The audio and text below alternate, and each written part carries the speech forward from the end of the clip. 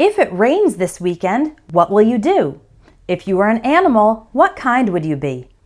If you'd been born 100 years ago, how would your life have been different?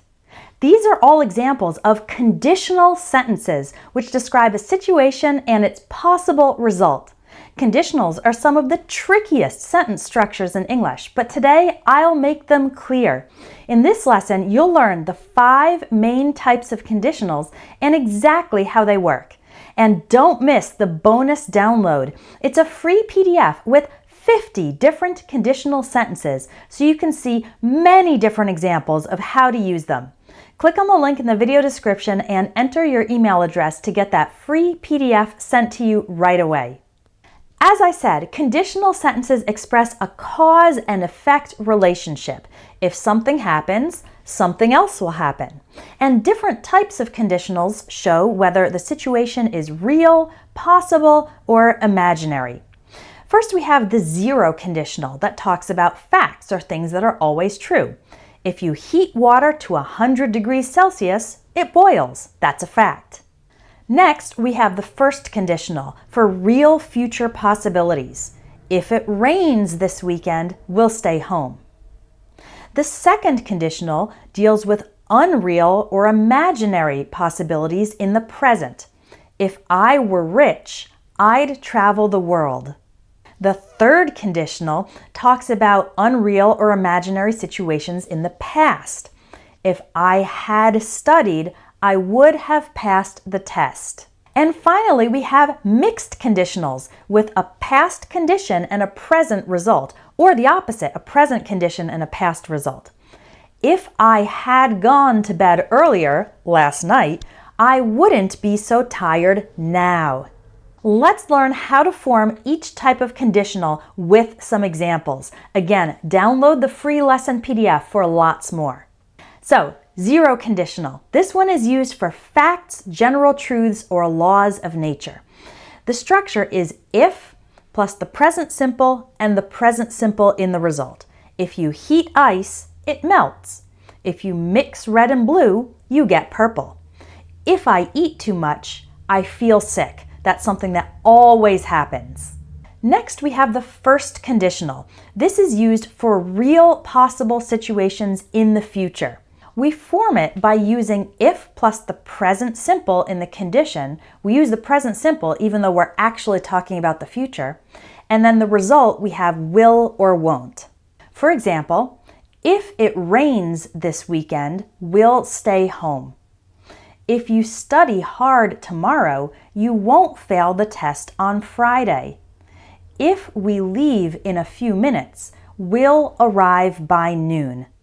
By the way, you can also reverse the 2 parts of the sentence. So you can say, we'll stay home if it rains this weekend. This is true for all the conditionals.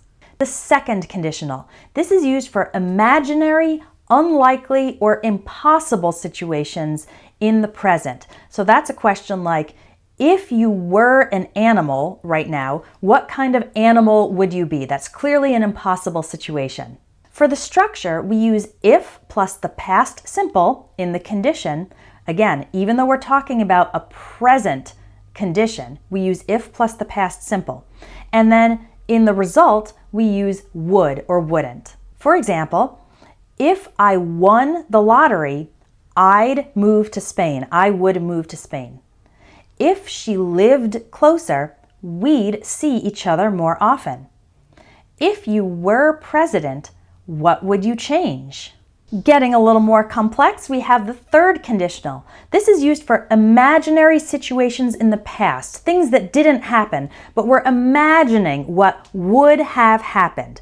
For the structure, we use if plus the past perfect in the condition, and then the result is would have or could have plus the past participle of the verb. So let's look at some situations. This is what actually happened. What actually happened is they left late and missed the train. But now let's imagine it was different in the past. If they had left earlier, they would have caught the train. What actually happened? It rained and we stayed home. But let's imagine it differently. If it hadn't rained, we would have gone hiking. What actually happened is that you didn't ask, so I didn't help. But let's imagine it was different. If you had asked me, I would have helped you. Got it? Now here's one that can be really confusing. It's mixed conditionals. These are used for situations that combine past and present time frames. There are two main types, one with the past condition and a present result, and one with the present condition but a past result. So here are a couple with the past condition and a present result.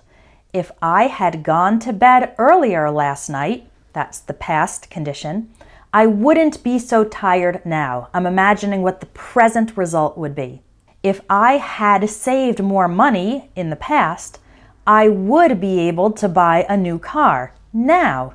As you can see, we use the past perfect for the past condition and then would and wouldn't for the present result. Now let's look at the opposite situation, a present condition and a past result. So, I am not an organized person. But let's imagine it differently. If I were more organized, I would have met the deadline.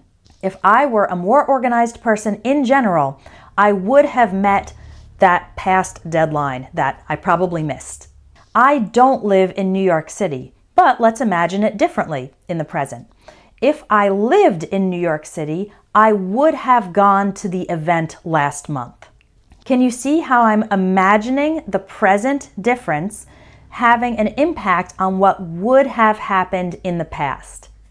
Conditionals can really make your head spin, but one of the best ways to master them is to see lots of examples and try to create your own conditionals of each type. The free lesson guide will definitely help you do that, so make sure to download it from the video description. Here's one more conditional for you. If you want to master the details of English grammar, then you will definitely benefit from my advanced grammar course. We go in depth into all the grammar topics that you must know for fluent English, and there are plenty of opportunities to practice and get feedback from our teaching team.